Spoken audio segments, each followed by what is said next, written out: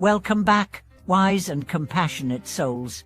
Today, we're exploring one of the most mysterious and transformative aspects of spiritual parenting: how to recognize and heal past life imprints in your children. These are the subtle, sometimes powerful emotional and energetic patterns that your child may have brought with them into this life, patterns rooted not in their current experiences, but in lifetimes they no longer remember, and yet still carry in their spirit. As parents, caregivers, or spiritual seekers, we are often told to focus on the here and now, and yes, presence is powerful. But what if some of the suffering our children experience doesn't begin in this lifetime? What if their recurring fears, emotional patterns, or even physical challenges are echoes from a past existence? Buddhism, especially Tibetan and the Theravada traditions, has long recognized the continuation of karma and consciousness across lifetimes. It teaches that our actions, thoughts, and energies ripple forward, not only shaping our current reality but echoing into future births. This means that when a child is born, they're not starting from zero. They're continuing a soul's journey. But here's the incredible thing: just as imprints can be carried forward, they can also be healed. Today, we'll learn how. Let's start by understanding what a past life imprint actually is. Imagine karma as a field of energy. With every action, you plant a seed. Some of these seeds blossom in the same lifetime. Others remain dormant, waiting for the right conditions in a future life to grow. These seeds can manifest as talents, interests, phobias, emotional tendencies, or life patterns. Some children are born with an extraordinary ability to paint, speak a foreign language, or recite spiritual texts. Others display a maturity far beyond their age. And some, tragically, are born into suffering chronic illness, depression, or behavioral disorders that seem to have no root in their current environment. These may all be signs of karmic imprints from a past life. Let me tell you a story. In Sri Lanka, a young boy named Dilan began speaking of a past family, a different village, and details no one could explain. His parents were frightened at first, but a local monk explained that Dilan was recalling a past incarnation. With kindness and ritual, they helped him transition peacefully into his present life. Over time, the memories faded, but what remained was a sense of spiritual connection and peace that shaped his growth. Now, most children won't vividly remember past lives, but they may exhibit intense fears with no obvious cause. Unusual emotional responses, repeating negative patterns despite a loving environment, visions or dreams that feel out of place, wisdom or sadness beyond their years. When you notice these signs, don't panic. Instead, take a breath, step back, and remember you are being invited to support your child in a sacred process, not to erase their karmic past, but to help them release its pain and remember their light. The first and most important tool is mindfulness, not just your own but teaching your child to witness their emotions. Even young children can learn to breathe with awareness. Sit with them. Put a hand on your heart and breathe together. Count to 3 on the inhale. Count to 3 on the exhale. Say softly, "We are safe, we're here." This moment is new. This anchors them in the present moment, a crucial step in shifting karmic energy. Why? Because karma only activates when the mind is unconscious. When we're aware, we create new karma. We write a new future. Next, incorporate loving kindness meditation. This is especially powerful if your child struggles with self-criticism, fear, or aggression. Say these phrases aloud with them. May I be happy. May I be healthy. May I be safe. May I live with ease. Then extend the phrases to others, and may all beings be happy. This practice doesn't just soothe emotions, it reprograms energetic patterns.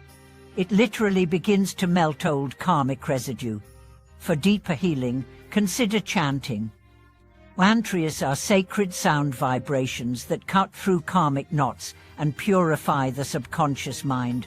One of the most powerful for children is Om Mani Padme Hum, the mantra of compassion. You can play it in the background while your child plays or sleeps.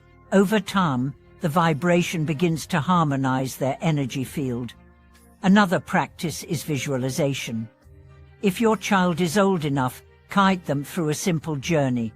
Say, imagine you're holding a backpack filled with heavy stones. Each stone is an old worry, an old sadness, something you're ready to let go. Now picture a soft light around you. The light lifts each stone out of your back, one by one. You feel lighter, freer, happier. This kind of gentle imagery works powerfully on the unconscious mind.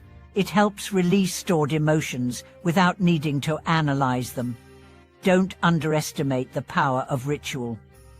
Children, especially those with past life imprints, often respond well to sacred routines.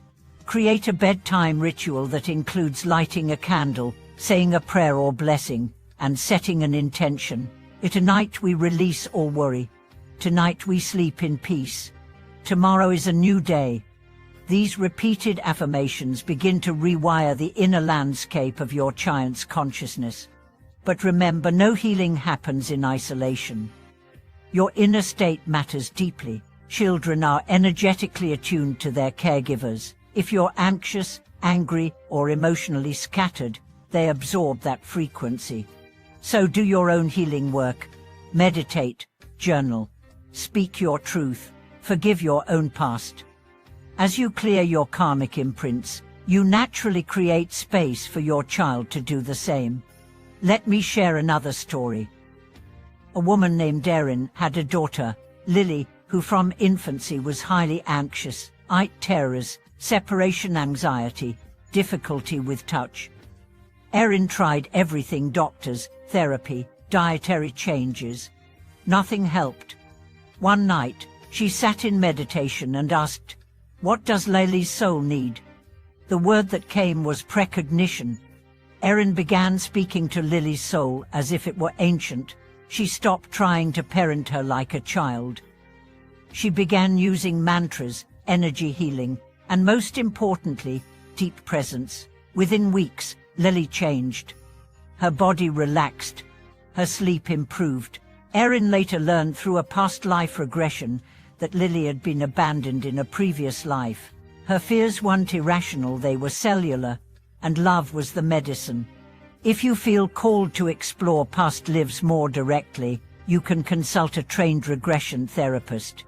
But proceed with care. Young children don't always need to know the details. What they need is safety, honoring, trust. And that brings us to the most essential Buddhist teaching of all, impermanence. No karma is permanent. No pain lasts forever. With enough mindfulness, enough compassion, even the deepest wounds can become sources of wisdom. Your child may have come into this life with old karma, but they're not trapped by it. They are more than their past. They are a living possibility. And you, as their guide, their witness, their spiritual ally, you have the power to help them walk into freedom. So how do you know if your efforts are working? It's not in the absence of problems, it's in the increase of peace, in the softening of fear, in the small moments when your child says, "I feel better," and you know, deep down, that healing is happening. Let this be your daily prayer. May my child be free from the past. May they remember who they are. May I meet them in love, again and again. If this message touched your heart, please share it. Leave a comment below. Tell us about your experiences, your insights, your hopes for your child's spiritual journey.